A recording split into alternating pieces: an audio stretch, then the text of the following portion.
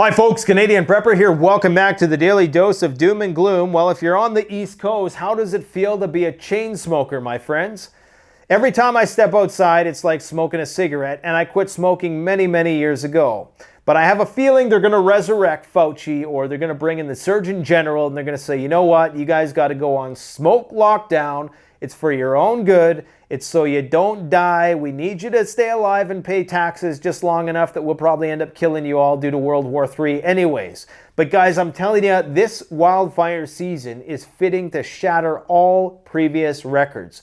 We may well see the biggest wildfire in recorded history in Canada this year, and it's not where a lot of people think it's going to be. The wildfire season in BC is picking up in a mad way, and you are about to see British Columbia go up in smoke. If you live in Toronto, you're going to get a little reprieve in the next couple days. But after that, those fires in Quebec are going to continue to rage out of control. If you're in Washington, D.C., if you're in Philly, New Jersey, New York, anywhere along the East Coast, you're pretty much screwed for the foreseeable future. The way that the jet stream is carrying and culminating and compounding this smoke in those areas is absolutely frightening. It's a dystopian nightmare. We're in it. This is the age of consequences. Get off grid while you can and all that good stuff. Anyways, we need to talk about why the hell is Vladimir Putin deciding to make the deliberate move to just 3 days before the NATO summit in Vilnius, coming up in July 11th, I believe it is. He decided today that they're going to put tactical nukes just a few miles away from Vilnius in Lithuania, well, not a few miles, maybe 100 miles or so away, as a deliberate show of force, okay, ahead of this summit. At this summit, they are going to determine Ukraine's fate. Are we going to give security guarantees? That means no-fly zone. That means World War III. Are we going to do troops on the ground? That means World War III. Are we going to do nothing? That means that independent countries, independent of NATO and Article 5, are likely going to put troops on the ground. Mission creep, which will ultimately lead to World War III. Or are we just going to abandon Ukraine, allow for a macroeconomic contraction, forego our superiority, our reign as the global financial hegemons, and then just recede into our turtle shells and go into the age of austerity and let Russia and China rule the world? Take your pick. What is it going to be? It's going to be interesting in the very least. We have to talk about the counteroffensive in Ukraine seemingly hitting some snags. It appears as though that these attacks have been stymied by the Russians, and the day of reckoning is fast approaching as Ukraine is exhausting its brigade of freshly trained troops. Biden is already talking about sending long-range ATACMS. Remember that thing they would never do because it would start World War III? Remember when he said we can't send warplanes because it will start World War III? Remember when they said they can't send tanks because it would start World War III? Well, here we are, starting World War III. I guess the world is ending, so we might as well just go out with a bang instead of a whimper. Fortunately, nuclear war is very survivable, and lots of people are going to go out with a whimper if it comes down to that. Zelensky apparently plotting his next move in the bunker, and we're seeing scenes out of that one movie, The Downfall, it appears, where him and his comrades are talking about what they're going to do next, and there still is no sign of Zaluzhny or Budanov, who are the Ukrainian commander of the military and the intelligence director, respectively, nowhere to be seen on film for many weeks. What the hell is going on? With the exception of a few videos, which were kind of weird and questionable. Anyways, so this counteroffensive appears to be failing. Iceland is shutting down its embassy in Russia. Now, you might think Iceland, population the size of a small city in North America, like 350,000 people or something. Who cares if they're completely suspending all diplomacy with the Russians? Well, I think that it's a sign of the times. It's the beginning of the end of any sort of diplomatic relations between the transatlantic alliance and the Russians, with the exception of maybe some countries. But this is the first domino to fall. It's likely that a small country like Iceland didn't have a whole lot going on with Russia anyways, aside some security stuff. So maybe that's why they're the first ones to completely pull out. We know that the amounts of diplomats in both countries, Russia and the transatlantic countries, have dwindled a lot over the past year and a half, to the point where I think it's just a few guys in certain countries, and that's not good, because a precondition to war is removing and calling home all your troops, aka your diplomats and dignitaries. Now, we have the largest NATO exercise about to start in the next 72 hours, and you know what I always say, guys, there are no military exercises, only World War III disguises. Because of full information, spectrum control, satellites, all the rest, you can't hide anymore. You have to do everything under the cover of an exercise. That's why everybody freaks out when a military starts doing exercises on their border, because they don't know if it's real world or exercise. Because when any war starts nowadays, it's going to be an exercise. You have NATO starting their largest ever air exercise, and that's going to be starting in just 72 hours. It occurred to me last week. I had this weird epiphany. It was a speculative epiphany, if you will. And it was that maybe this whole counteroffensive thing was really just code for this is when we start the actual full-scale war with the Russians, and that the air exercise is going to be the kickoff point for that.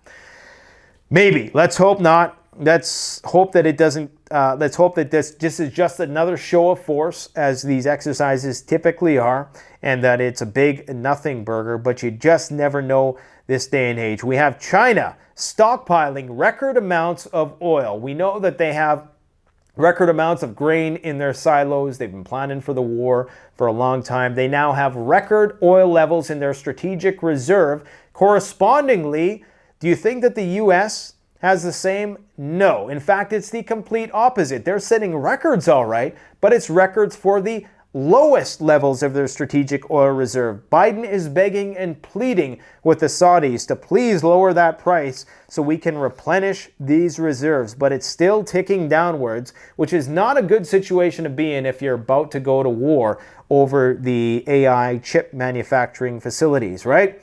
We have the Crimean water reservoir starting to be rationed due to drought. Okay, now they're saying it's drought, but we all know that when the dam was blown, the water levels declined enough that that Crimean canal could not be replenished, or at least won't in the future be replenished, or won't guaranteed to be replenished. And that means that that Crimean water reservoir is going to start to dwindle. It's going to affect agriculture there. You're going to probably see an exodus from Crimea, ahead of it becoming a complete battle zone, I do foresee. In spite of the so-called counteroffensive failing, you never know what to believe. We're seeing some images of some blown up Bradleys and Leopard tanks and stuff like this, and the Russia bros are celebrating that. You just never know what the Grand Master plan is. If it is the plan that the Ukrainians are just going to go headstrong into Zaporozhye, and that was it, that was the master plan that all of these guys, Lindsey Graham, David Petraeus, Mark Milley, have been, talking about how it's this genius strategy, then that's rather disappointing. But I actually think that there might still be something to that draining the river and them coming across the river when it's at a reduced level. I think there might still be something to that. There has to be an X factor here. There has to be another move that they have up their sleeves. Anyways, we have the nuclear power plant water levels plummeting, and this is bad because the reservoir of water that they use to cool the spent fuel rods is also diminishing. Now, there's many ways they can mitigate this problem, but the fact is it's in a war zone, and if you need to execute that higher level of maintenance, it could be problematic. We could have some China syndrome radiological event on our hands. And allegedly, according to the Russians, the Ukrainians were trying to attack it for some reason. Were they trying to attack pumping stations? Because a radiological event right now might put the brakes on things, very similar to what happened with Kherson and the dam being blown, and how basically it's now at an impasse there. And that's a situation that's completely FUBAR right now. You got landmines being brought up by the water floating around. The Red Cross refuses to go in there because it's just you got bombs going off here and there. They're shelling it. It's not looking good. We have children being evacuated from the Belgorod region. Belgorod is a region that is right near the Ukrainian-Russian border right here, and they're starting to evacuate children from these villages here. Now remember, the head of the Wagner mercenaries made a statement the other day where he said that the Russians might be contemplating using a tactical nuke on their own land. Now, he wouldn't say something like that if he didn't hear that somewhere before. This is not something that he's just going to imagine and then say. This is probably something he had heard, some strategy that they've war-gamed before. Well, we don't want to bring NATO into the conflict, so if we detonate a nuke on our own territory, then that's fair game. You know, all it is really a violation of the non-proliferation treaty. There's another treaty, a weapons testing ban or something like that. That's the only thing it would be in violation of. It would be an escalation. It would create global panic, no doubt, but it would be on their territory, and it might not necessitate a response from NATO in the way that many U.S. generals have threatened. If you use a nuclear weapon in Ukraine, we're not necessarily going to nuke you, and I don't think many analysts believe that the United States will immediately go to the nuclear level, but you would likely see some conventional response from the transatlantic alliance. We have the total disaster on the Dnieper River. It's the worst projected outcome, has happened, and we'll show you some video footage of that as much as we can show on here to not be demonetized. And I will say, if before we get into this here, the best way to support the channel, before we talk about the photometer, CanadianPreparedness.com. Get your fire mask, especially if you live in a wooded region. It's not only Canada who is going to be susceptible to heightened wildfire activity this year, possibly the worst ever in history. It's going to be parts of northern United States as well. So get a fire mask. It's a very low-cost investment, and that's just one of the thousands of high-end quality emergency preparedness stuff that we have at CanadianPreparedness.com. We don't do that drop shipping nonsense.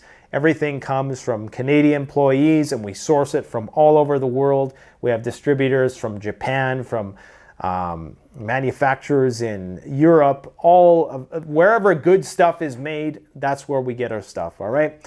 Fear, uncertainty, and doubt-o-meter, FUD-o-meter, 82 out of 100. This is an oscillating meter. It can go back, it can go forth, but right now it's around 82 out of 100, and that is due to just everything that's going on. In anticipation of this summit in Vilnius, that's what concerns me most, because that's where the fate of the world is effectively going to be decided, and it seems to be a damned if we do or damned if we don't situation. If we don't help Ukraine as a NATO alliance, then it's very likely that individual countries are going to take it upon themselves to get involved. And when those countries, independent of their NATO affiliations, if they get involved, you are still going to see us eventually dragged in. The amount of escalation is going to ratchet up and up. And the United States is currently employing a frog in boiling water tactic right now, where they're mission creeping into this conflict in an attempt to avoid immediate escalation. But eventually we're going to cross a red line that we're not going to be able to cross back over. So this is the overview of what we are going to talk about today, and we pretty much already talked about most of it. I got to get out of the habit of telling you the whole story before we go around the map. But some people just like to listen. Anyways, so I talked enough about the wildfire stuff, but I'm gonna just quickly address it. This is what we got going on in BC right now, guys. This is the smoke that we're feeling up here. When I say it's like smoking a pack of cigarettes when I go outside, it's the result of the fires burning in Saskatchewan and the ones burning in BC. These are newer. In fact, the second largest wildfire in history is burning in BC right now. Okay, we didn't even think about BC just a few weeks ago. This just came out of nowhere, and the reason why I'm going to show you is because we're seeing some crazy temperatures up here. Look at this. El Nino is kicking our ass. Wherever it's really dark colors of red, that's where it's above average temperatures, okay? And BC is getting roasted right now. El Nino brings dry and hot-like conditions to kind of this band right here. So you're going to see wet conditions in California, which is a good thing to hopefully replenish some of those dying with river systems, and replenish some of the mountaintop stuff there that's going on, and some of the natural lakes But up here, it is going to be nasty this year. If this persists like this, if this stays like this for another week, we're going to see record-setting wildfires in Canada. I mean, we've already seen record-setting wildfires, but I'm talking about the biggest ever conflagration in our history is about to occur in BC. Okay, so it's just a crazy, crazy confluence of events that are creating this. Now, right now, you're seeing a bit of moisture in this region. It's actually, there's a lot of storm activity here. But what happens is, I think what is happening is the lightning is on kind of the periphery. So you get some of the rain, but you have record temperatures in this strip of the jet stream here. And then you have some lightning storms that kind of come in like almost like a hurricane-like in terms of their vortex. And I'm not a weatherman, guys. I'm just trying to help you understand this. So this is cooler than normal. This is hotter than normal. Okay, so this is where a lot of the fires have been started, and the fires are persisting because they're not getting some of this moisture here, but some of the fires have actually been extinguished. And what people need to realize, Quebec is freaking massive. Look at the size of Quebec. That's Quebec. Okay, that's Europe. Quebec is damn near the size of Europe. Some of these places where these fires are burning, humans have never set foot. It's impossible to get there. You'd have to send like paratroopers or something. There's no place to land. It's in the middle of nowhere. It's completely uninhabitable. And a lot of these fires, they just let them burn because there's nothing you can do about them, okay? You just have to, wait for Mother Nature to put them out. And that's just the way it is.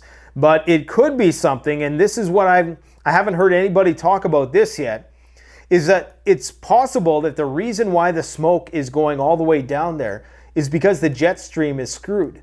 We know as things heat up, the jet stream gets more wavier, and that's a result of the heat differential between the poles and the equator being reduced. I'm not going to get into the science of that, but the jet stream becomes more erratic, and that's why you have situations where Texas is getting snowstorms and power outages, and you have record-setting temperatures in Alaska at the same time. Okay, it's just crazy, wild weather patterns that are only going to continue. Anyways, expect smoke, but as you can see in the coming days ahead, if you live in Toronto like most Canadians do, then it's going to be all right for a couple days until it gets really, really bad again.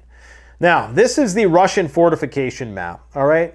So the Ukrainians right now, they're trying to break through this region.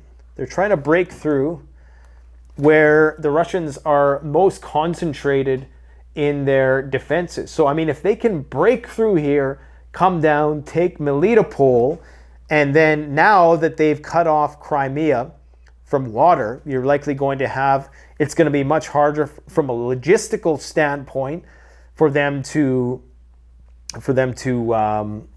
get supplies into there, for their soldiers, for their people, to keep people on the Crimean Peninsula. It's going to be difficult. It's looking as though the map hasn't really fundamentally changed that much. This is a map of all the fighting right now, and as you can see, they're making very, very limited amounts of headway in this direction. But that's usually how it starts, right? Things happen slowly, and then they happen quickly, and then the line collapses, and then you break on through. I think they've been trying this battering ram approach. They've exhausted 2 brigades, so the Russians claim. They've claimed that they've killed like 1,500 guys a day or something, and hundreds of military vehicles have been destroyed.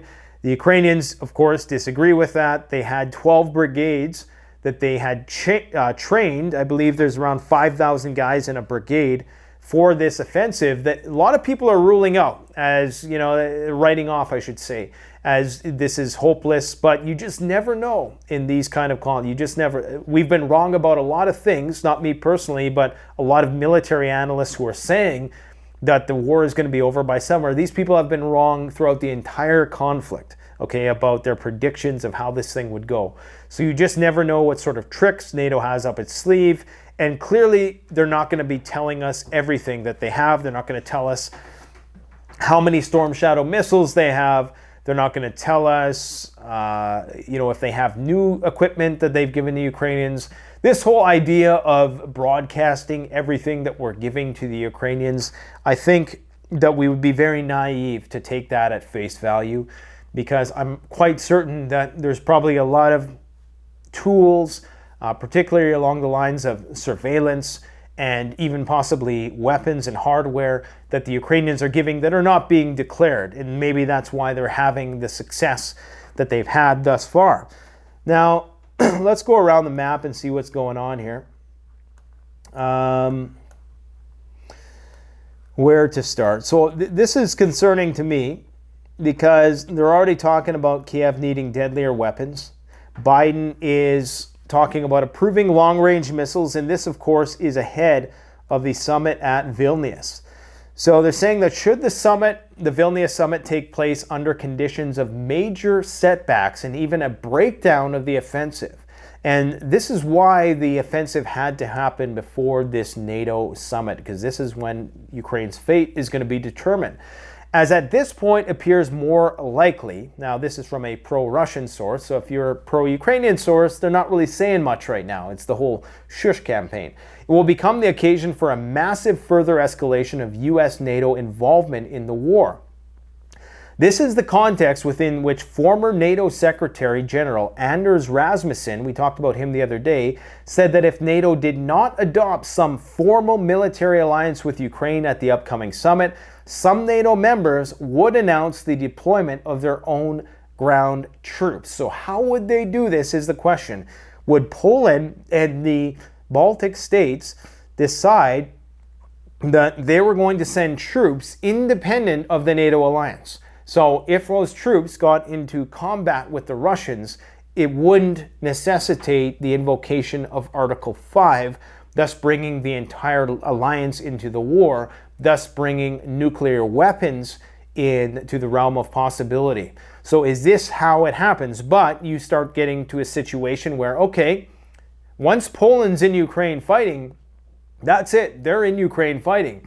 That's when they start bringing all of their tools into Ukraine. And that means that America gets closer to the war, because America is basically propping up the Polish military and helping it become one of the most powerful militaries in Europe as we speak. So this is mission creep. It might not immediately result in a major escalatory response from the Russians if the Poles move into Western Ukraine, because if you know anything about the situation, the Russians don't want to have anything to do with Western Ukraine. For starters, they're not wanted there. There's not a whole lot of Russian people speaking there. Historically, based on the polling of previous elections before the Maidan coup, there was very little support for Russia in the Lvov, depending on how you say it, region.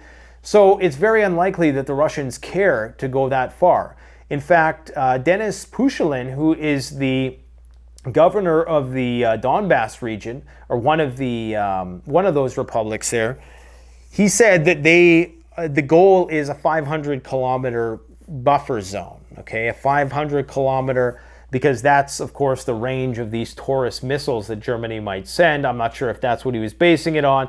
He's basically saying 500-kilometer, which means they're going to take Odessa, they're probably going to take Kharkiv. They're going to create a buffer zone between the Russian border and all this talk about peace. You know, the Ukrainians are now saying, well, if the Russians agree to alter the original conditions of the SMO, Special Military Operation, then maybe we'll come back to the negotiating table. But the Russians aren't negotiating anymore. It's over. I mean, you attempt to assassinate Vladimir Putin, you attempt to take out elements of the nuclear triad, this stuff with the dam, whoever did it, it's a massive point of no return. It's a Rubicon that we've crossed. This war only gets finished when Russia decides at this point that it's finished. And of course, because of my theory about the imperialistic hegemons of the world, that is the United States, as you can see here, this is where all the US military bases are. The US dollar as a reserve currency, I think, and I'm just theorizing here, just spitballing, I think it requires constant expansionism. It requires constant imperialism.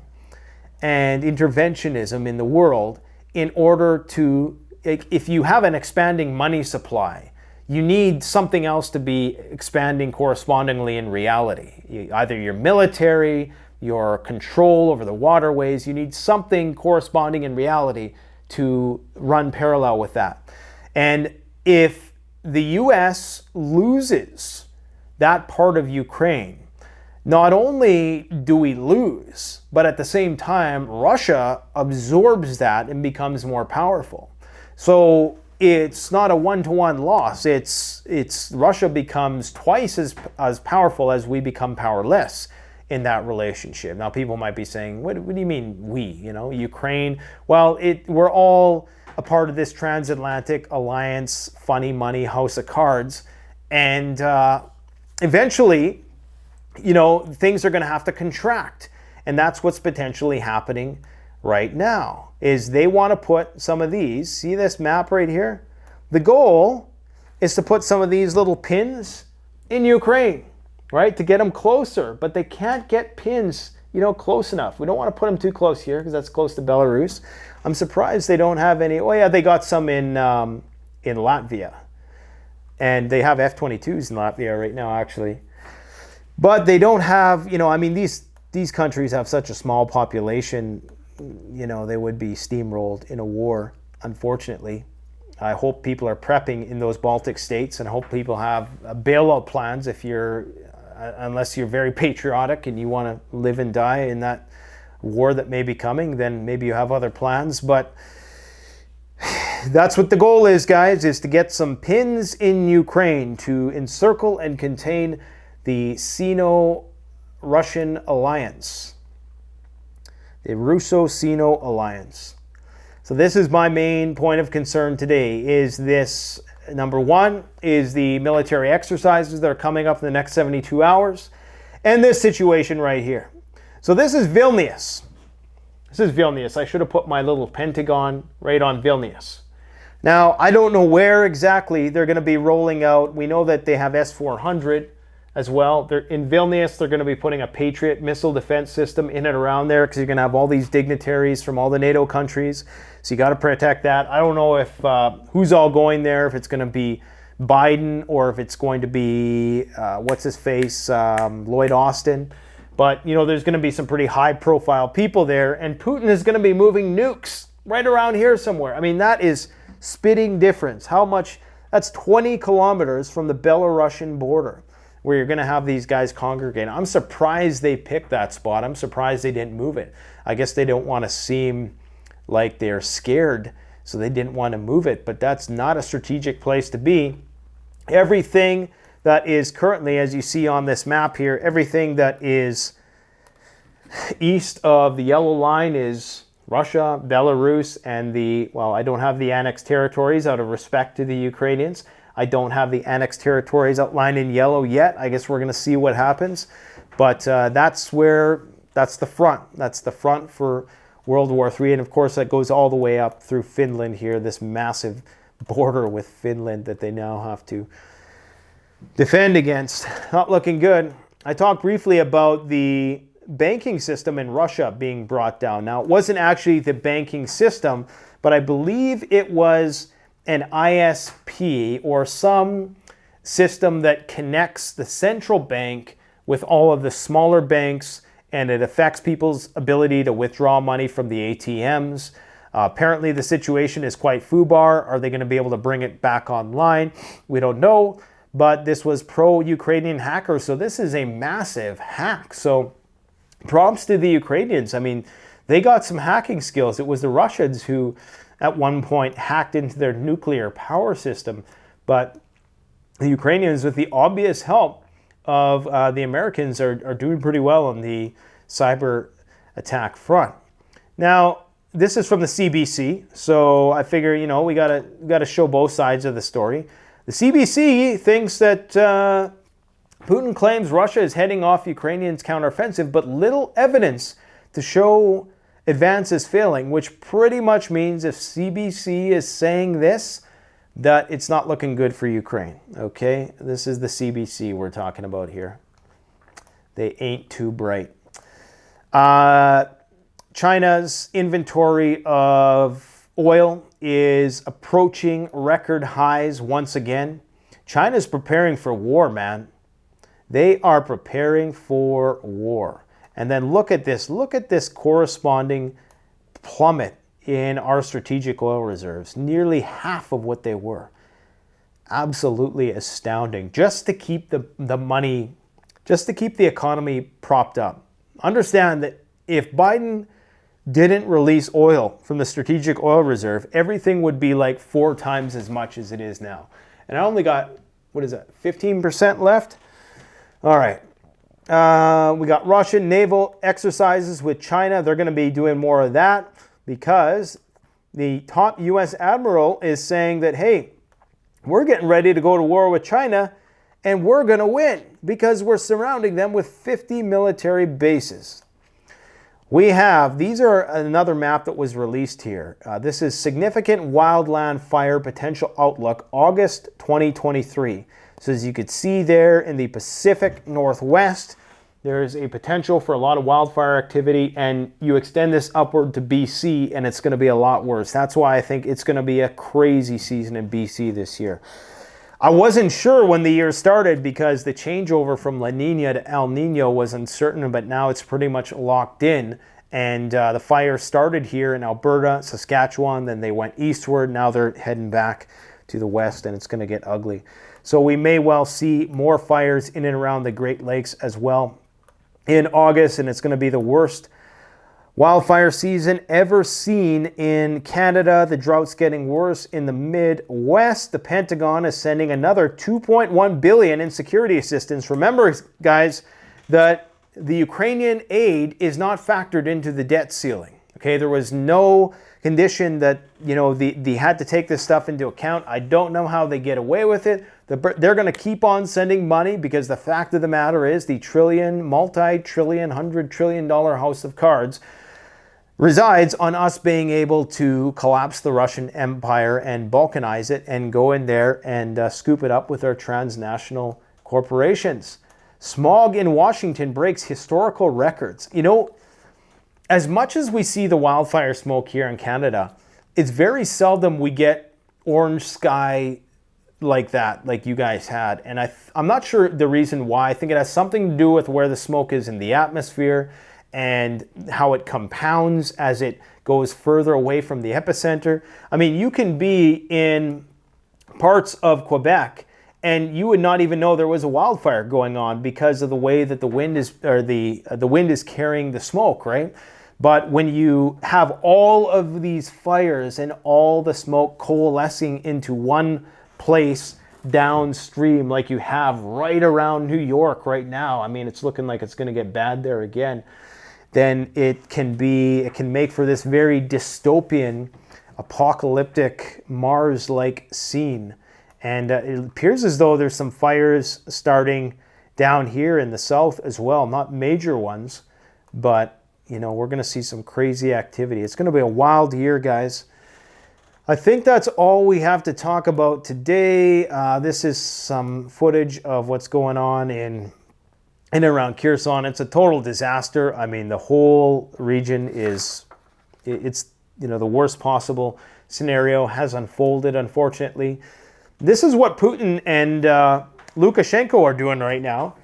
They don't seem like people who are worried about their civilization collapsing anytime soon. And let's see what Zelensky and friends are doing right now. They are currently in a bunker somewhere, I believe. And where is this? Who knows where this is? They look very concerned. They're listening to some guy talk about how he has evidence that the Russians planned on blowing up the dam or something like that. Clearly, they're underground. There's no doubt about that. There's no sign of Zaluzhny, no sign of Budanov, and maybe there's some strategic reason for that. You don't want to have all your guys in one place or something. They do have a lot of higher profile people there. I don't know them all by name, but I recognize them by face. But you can see they definitely look pretty concerned. And but again, you never count anybody out in this fight, because all it takes is one blitzkrieg maneuver and they're back in the game.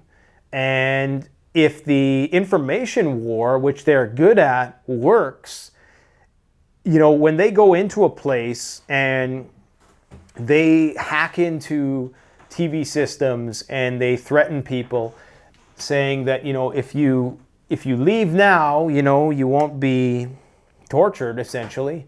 And obviously they're not going to say that, but there are rumors that the treatment of people who are caught fighting on behalf of the Russians isn't very good. Then, you know, that's how they're trying to reduce the Russian morale and encourage people to go AWOL from their posts. But, you know, they have a powerful information PR campaign. Many of these guys look like they're still eating pretty well, so the war hasn't gotten the best of all of them. But that's what's going on there. Crimea is now rationing water. So it appears as though the effects of the dam being blown up are already being felt. So, and this is the nuclear power plant, okay?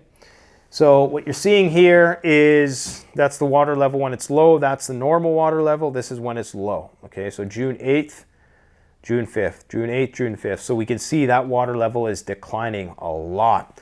And it still has a long way to recede yet.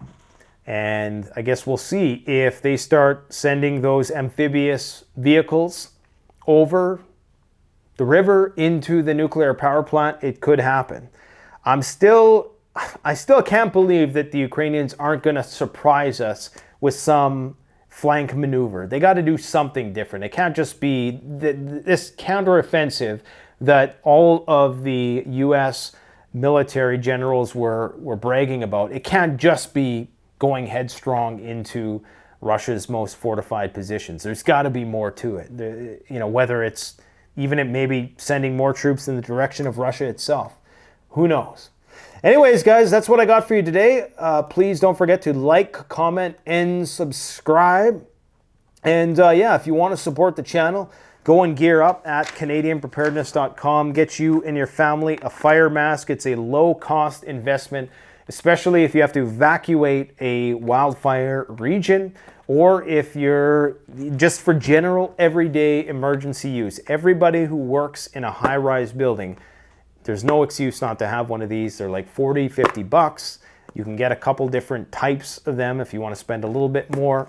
But or you could just get yourself a NATO CBRN gas mask, and that has a variety of uses, will last a lifetime.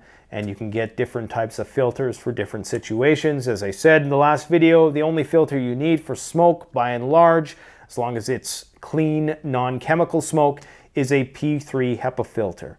Otherwise, you would want a carbon-based filter. We've done plenty of videos on that. I'll try to remember to link one in the description section below. Thanks for watching. Canadian Prepper out.